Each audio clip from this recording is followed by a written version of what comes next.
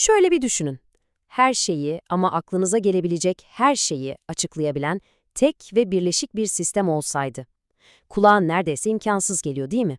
Ama işte bundan tam 800 yıl önce yaşamış bir düşünür, tam da bunu denemeye cüret etti. O dönemde insanlar kendilerine dev bir soru soruyordu. İnancın hakim olduğu bir dünyada, Tanrı'yı, evreni ve kendi varoluş amacımızı anlamak için aklımıza, mantığımıza ne kadar güvenebiliriz? Bu sorunun peşine düşen o kişinin adı Thomas Aquinas'tı.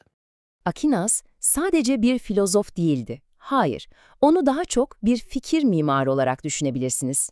İnancın ve mantığın tuğlalarını kullanarak her şeyi kapsayan devasa bir entelektüel katedral inşa etmeye çalıştı. Ve bu inanılmaz projenin bir adı vardı, Summa Theologica. Yani teolojinin özeti. Gelin şimdi bu başyapıtın planlarına daha yakından bakalım ve Aquinas'ın bu devasa yapıyı nasıl inşa ettiğini birlikte görelim. Aquinas'ın sisteminin temeli inanılmaz sağlam bir mantığa dayanıyordu. Yani o fikirlerini öylece ortaya atmadı, her birini adeta bir mühendis gibi çok titiz bir yöntemle testten geçirdi. Peki bunu nasıl yapıyordu? İşte onun gizli silahı, 4 adımlı bir tartışma yöntemi. Bakın bu çok ilginç. Önce kendi fikrine karşı ne kadar argüman varsa hepsini dürüstçe masaya koyuyor. Sonra bu itirazlara karşı duran güçlü bir söz, bir alıntı paylaşıyor. Ardından benim cevabım şudur ki diyerek kendi tezini sağlamca ortaya koyuyor. Ve son darbe baştaki o itirazların her birini teker teker mantıkla çürütüyor. Tam bir entelektüel satranç maçı gibi. Günümüzden bir benzetme yapacak olursak, bu aslında bir yazılımcının kodundaki hataları ayıklamasına çok benziyor. Yani Aquinas, kendi programının doğru çalıştığını iddia etmeden önce, akla gelebilecek bütün bug'ları, yani bütün karşı argümanları bulup tek tek düzeltiyordu. Peki, bu kadar titiz bir yöntemle işlenen yüzlerce fikir, eserin bütününde nasıl bir araya geliyor?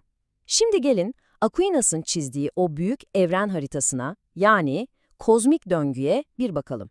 Aquinas için evrenin bir ritmi, büyük bir döngüsü vardı. Her şey Tanrı'dan çıkıyor, yaratılışta hayat buluyor ve en sonunda uzun bir yolculuğun ardından tekrar ait olduğu yere, yani Tanrı'ya geri dönüyordu.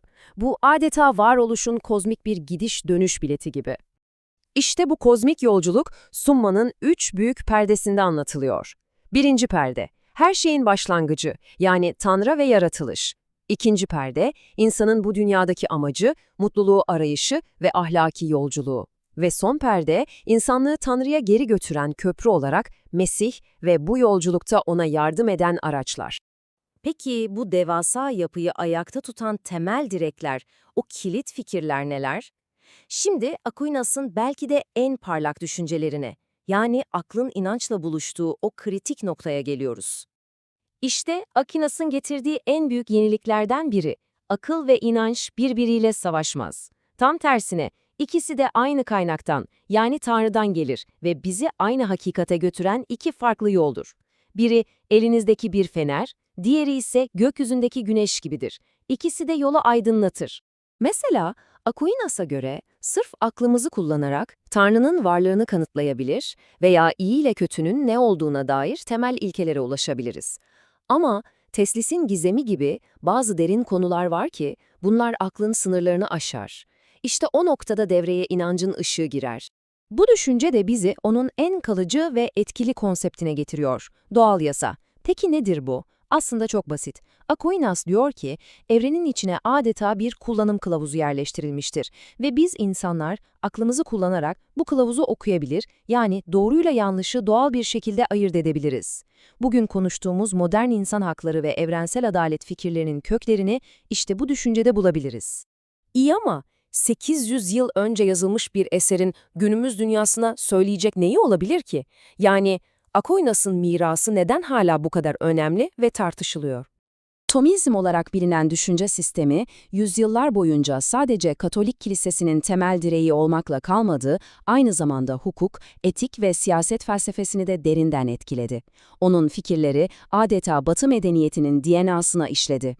Tabii bu kadar devasa bir yapı eleştirilerden de nasibini alıyor. Herkes Aquinas'ı tarafsız bir şekilde gerçeği arayan bir filozof olarak görmüyor. Özellikle ünlü filozof Bertrand Russell'ın eleştirisi çok sert. Russell diyor ki, Aquinas aslında bir keşif yolculuğunda değildi. O, felsefeye başlamadan önce hakikatin ne olduğunu zaten biliyordu. Yani Russell'a göre bu gerçek bir felsefe değil, en başından beri inanılan bir şeyi haklı çıkarmak için yapılmış özel bir savunmaydı. Sonuç olarak, Thomas Aquinas'ı bir filozof mu yoksa inancının zeki bir savunucusu mu olarak gördüğünüz size kalmış. Ama şu soruyu sormadan edemiyoruz. Her gün bilgi bombardımanına tutulduğumuz bu parçalanmış dünyada, her şeyi açıklamaya çalışan tek ve birleşik bir sistem kurma girişiminin kendisi bile başlı başına değerli bir çaba değil midir? Belki de asıl miras, bulduğu cevaplardan çok bu cüretkar sorunun peşinden gitme cesaretidir.